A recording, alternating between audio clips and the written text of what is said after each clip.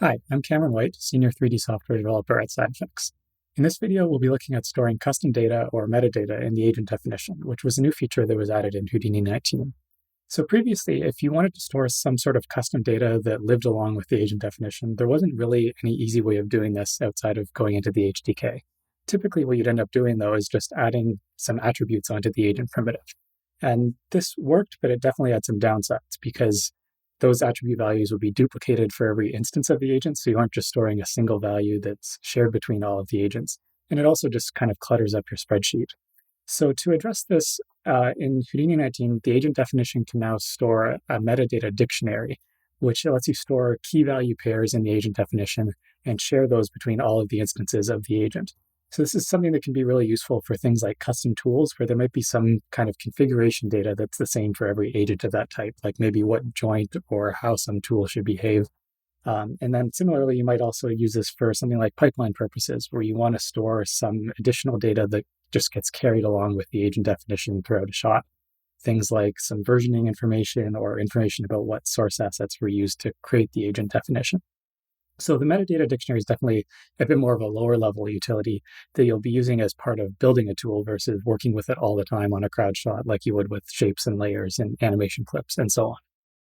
So to start off, we'll do a quick review of dictionaries, since these are a fairly new type of data in Houdini. Having dictionary attributes on geometry or dictionaries in vects was added in Houdini 18.5.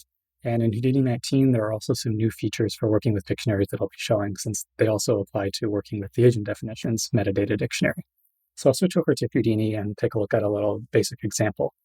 So in this case, just to generate some interesting dictionary values to work with, I've used the attribute from parameter SOP, which in this case is configured to take all of the nodes in a subnetwork here. So in this case, I just have a simple setup with a box and a transform SOP, and it'll create a point for every one of those nodes, and then also create a dictionary attribute containing all of their parameter values. So if we look in the spreadsheet here, we've got 4 points for each of the nodes, and the name attribute is set to the name of the node. And then this parms attribute here is our dictionary. And so in this case, it's created a whole bunch of key value pairs in each of these dictionaries. Each of the dictionaries can have their own set of key value pairs. And in this case, all of the keys are the parameters on the nodes. In this case, consolidate points and div rate and some of the parameters that are on the box SOP, for example. And then all of the values that go along with those keys are just the evaluated parameter values. And so we'll see pretty quickly that dictionaries can get very large and are kind of hard to inspect in just the normal spreadsheet view. So in Houdini 19, there's a new feature in the spreadsheet where you can right-click and select Inspect. And then this will pop up a window where you can inspect the value a lot more easily if it stretches across multiple lines and so on. And we also show some syntax highlighting. You'll see here if we look at the transform SOPs parameters, if there's any string attributes, they'll be highlighted nicely and so on. This can make it a lot easier to inspect and sort of see what's going on with dictionary values. And this also can be used too with any other attribute types. So if you have any string attributes that have really long values and so on, you can open up the inspector window and have it be a little bit easier to inspect what's going on. So another new feature in Houdini 19 is a SOP for manipulating dictionary values so that you don't have to go into Vex or Python for a lot of the common operations that you might want to do. So this is called the attribute adjust dictionary SOP. So it's joining the family of other SOPs like attribute adjust color and attribute adjust float. And so on this SOP here, first at the top, there's a few parameters. So we have the normal group parameter and then also picking what attribute you're actually going to run over. So in this case, the attribute name is already the parms attribute, which is what we're going to want, but we're just going to switch from detail to point. And so then in the pre-process step, there's a couple options for doing some initial operations to remove or rename some of the keys in the dictionary before proceeding and applying the rest of the operations here. So just to open this as an example, I'll open up the inspector window so that we can see what's going on. So the remove keys option lets you just remove any keys matching a pattern in the dictionary. So if we turn this on, by default, it's set to star. So if we refresh, we've actually just removed all of the keys in our dictionary and we're just left with something that's empty. So you can put your own parameter or patterns in here. So for example, if I set it to div star, that'll remove all of the parameters that start with div. So this is a useful way to just quickly remove any keys from the dictionary. And then similarly, you can also rename keys. And this works with the same pattern matching syntax as the attribute string edit SOP.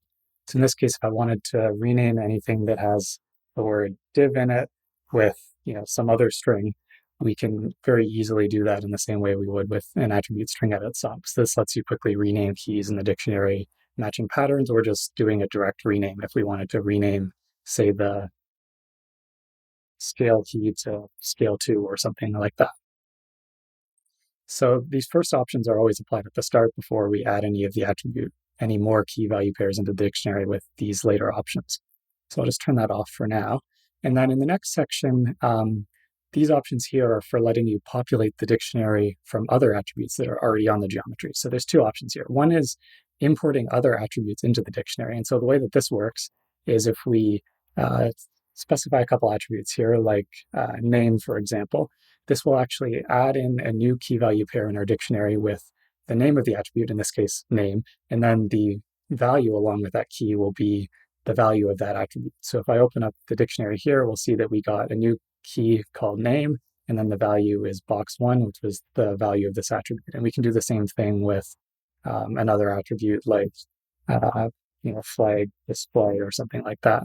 And we'll see that also appearing in our dictionary as a new key value pair. So this makes it really easy. If you have other tools that are generating attributes in some way, lets you easily just slurp those into the dictionary without having to do any extra work. And the other option along with that is that you can delete those attributes that got imported if you don't want them to be sticking around any longer. And so then the other option here is more related to what to do when you have a dictionary attribute. So to demonstrate this, I'll actually just change the attribute name here to be creating a different dictionary. So we now have our parms2 dictionary that's empty. And so if I wanted to import a dictionary attribute into this new dictionary, so in this case, if I wanted to import the parms attribute value into my new dictionary, this would actually create nested dictionaries, right? So we have a new key called parms, and then the value is the value of this dictionary attribute here. So sometimes that's what you want, but it does introduce additional nesting. So the other option is that you can just merge in the key value pairs from another dictionary rather than importing it as a nested dictionary value.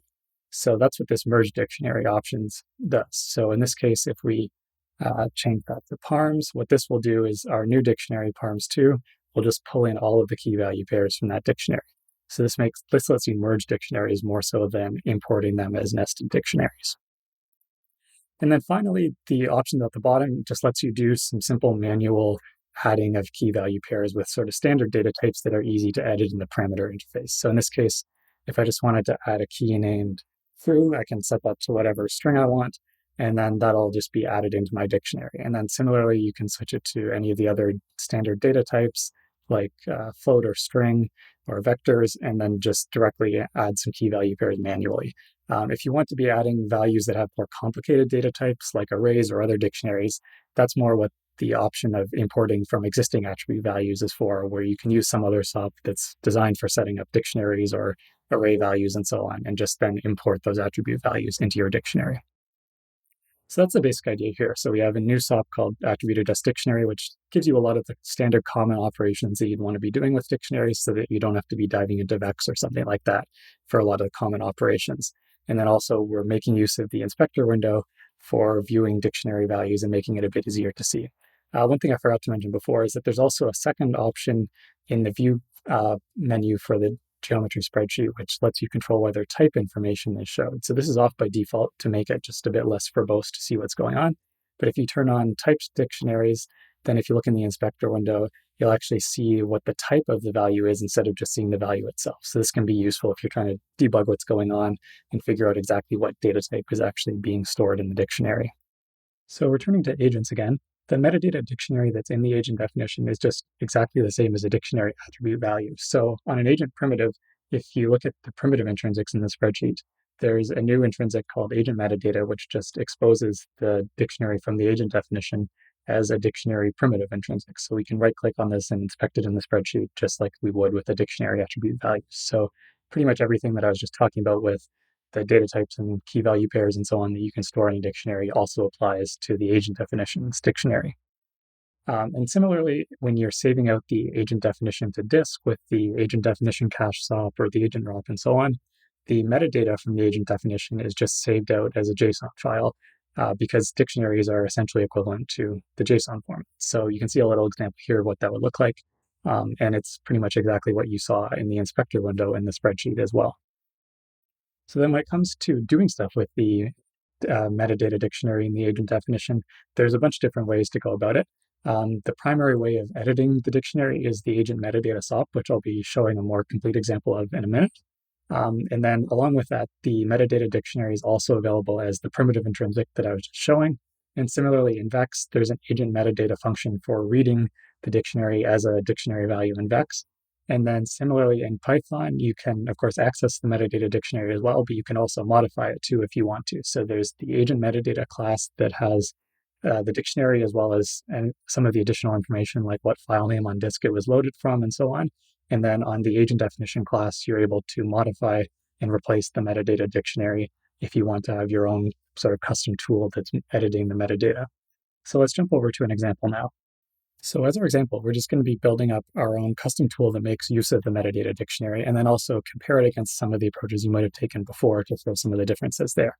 So what we're going to be using as our tool is just a simple tool that rotates the agent's head from side to side to add some interesting extra motion. So here's our base simulation here, which just has a bunch of agents walking forward. And then with our tool applied, we're just going to have some random rotation of their heads from side to side so that they aren't just staring forward the entire time. So this is a pretty basic tool to use as an example.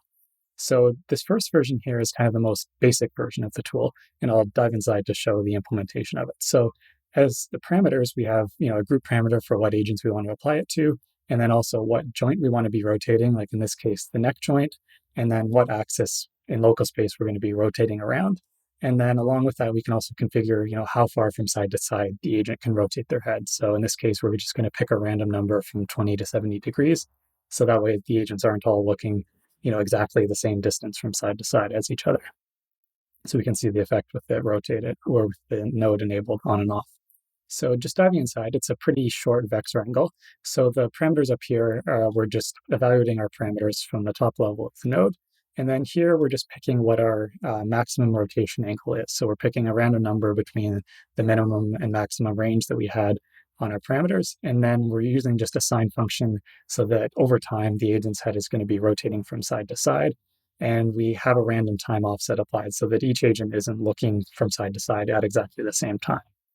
And then once we have our current rotation angle for the frame, we're just using the make transform vex function to construct our rotation matrix, just rotating around that axis by that angle.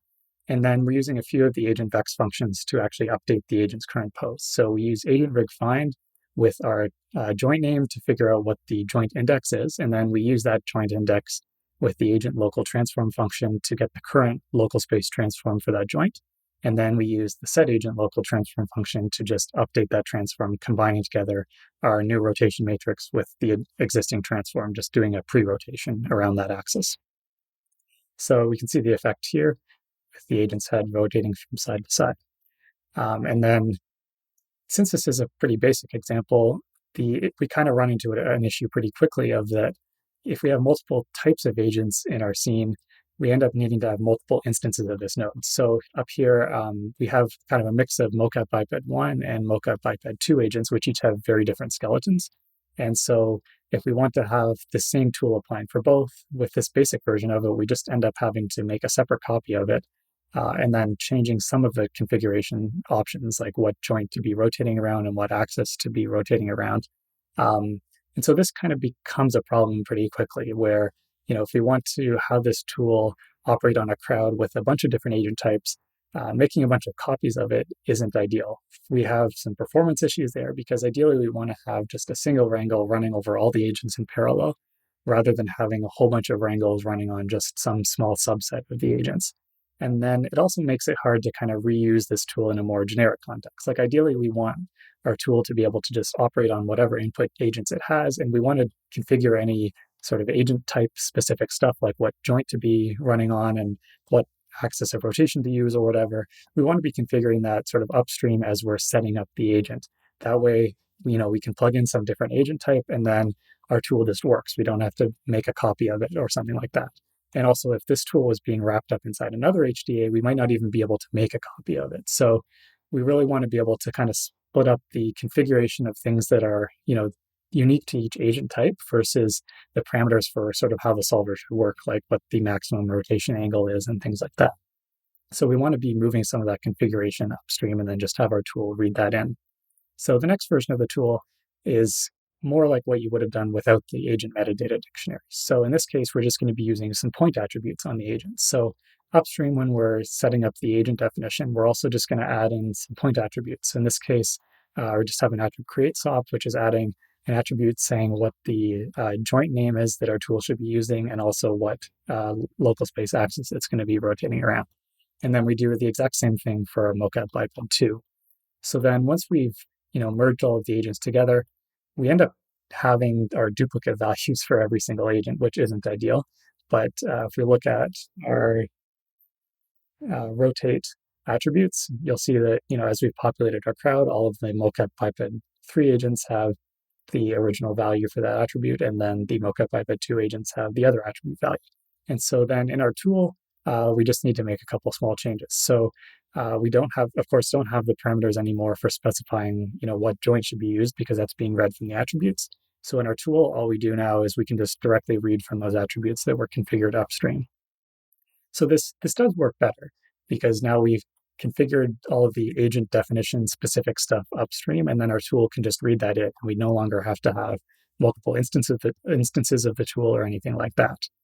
Just the downside of this is that we've kind of cluttered up our geometry a bit with some additional attributes, and we're also duplicating all of these attribute values for every single agent. So this can be a bit more of an issue if you have a lot of configuration data that your tool needs, or if you have a really large crowd, you might not want to have all these extra attributes when it's really some settings that are just the same for every single agent of that type. So let's move over to the version of the tool that uses the agent metadata dictionary. So what we're going to do here is in our setup for the agent definition, we're going to use the agent metadata SOP. And so you'll notice that this SOP looks quite a bit like the attribute adjust dictionary SOP, and it has almost the exact same interface. The difference is really just in the implementation, right? Rather than adjusting the value of a dictionary point attribute or detail attribute or whatever, we are modifying the dictionary that's in the agent definition. So this tool takes care of updating the agent definition that all of the agents in the input are referencing. So if we look at our agent metadata intrinsic in the spreadsheet, we'll see that it has the values that we were configuring here. So in this case, we were just using the option to directly set a couple of key value pairs manually. In this case, just a string value for the joint that's going to be used, and then a vector value for the rotation axis. And if we look at the inspector window in the spreadsheet, we've got these values in the agent metadata dictionary. And then we do the same thing for our mocap biped 2 agent as well. And so then once we've merged all of the agents together, all of them are sharing those dictionary values. So we'll see that all of the mocap biped 3 agents are sharing the exact same dictionary values in their agent definition, and same for mocap biped 2. And so then our tool just needs a couple minor modifications to make use of the dictionary. So inside here, all we're doing is at the top here, we're using the agent metadata vex function to read the dictionary just as a dictionary value in vex. And then we're just using the square bracket operator to just grab the values for the 2 keys that we're interested in, which are the rotation joint and then also the axis of rotation. And then the rest of the tool just proceeds as normal. So that's the basic idea here. So we're able to just share the dictionary values between all of the instances of the agent, and then our custom tool can just read whatever data it needs out of the metadata dictionary. And so we've avoided having to add any extra point attributes on our geometry, and those data values are all being shared. So this is definitely a bit more memory efficient and also a bit easier to work with. We're not adding any extra clutter to the spreadsheet.